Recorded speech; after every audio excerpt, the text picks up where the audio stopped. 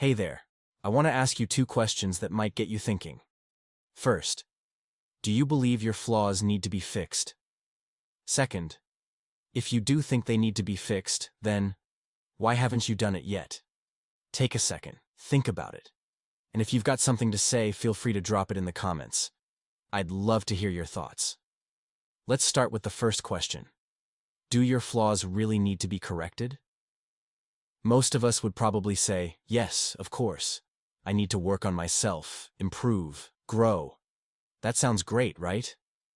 But here's something worth considering.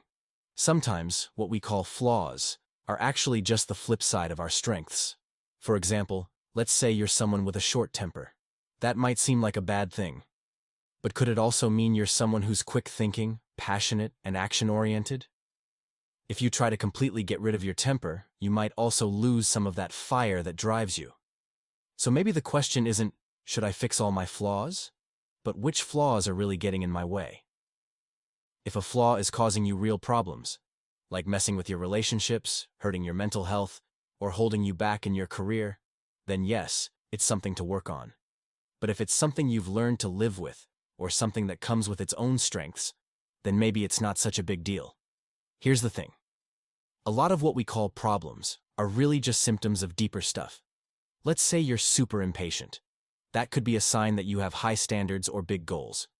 But if your impatience is making it hard to work with people or causing stress, then it's something worth improving. Context matters. Now, of course, some flaws are objectively harmful, like gambling addiction or alcoholism. But even then, there's nuance. Risk-taking, for instance, isn't always bad. In the right situation, it can lead to breakthroughs. Columbus took a huge gamble sailing across the ocean, and look what happened. The key is whether your actions are helping you grow or dragging you down. Now, on to the second question. If you already know a certain flaw is a problem, why haven't you changed it? Let's be real, change is hard. But here's the deeper truth.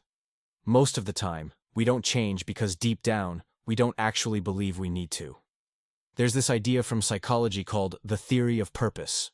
Basically, it means our brains are really good at finding ways to justify our behavior.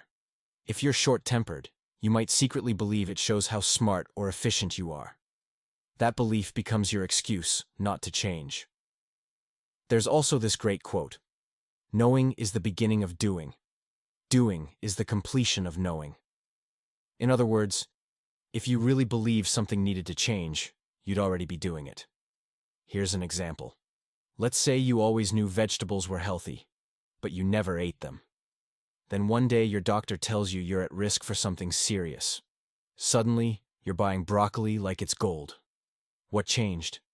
You didn't just know it anymore. You felt it. It became real to you. The same goes for our flaws. If you truly understood how much better your life would be without a certain habit or behavior, you'd be way more motivated to change it. So how do we actually grow? By treating life like a training ground. Every challenge you face is like a test. When something goes wrong, ask yourself, is this a chance to grow? Let me give you a real example. I once flew from New York to Los Angeles for an important interview. Right before the meeting, the host canceled. I was frustrated. I wanted to cancel everything and fly home. But then I paused and thought, what if this is a test? A chance to practice patience, emotional control, maturity. That moment became a lesson, not a setback. Think of it like going to the gym. You don't build muscle by lifting feathers.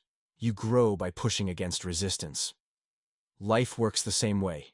If you want to build patience, life will test you with long lines and delays. If you want to be tougher, life will throw challenges your way. Those moments are gifts in disguise. So here's the takeaway. Don't just aim to be happy, aim to be strong, calm, wise.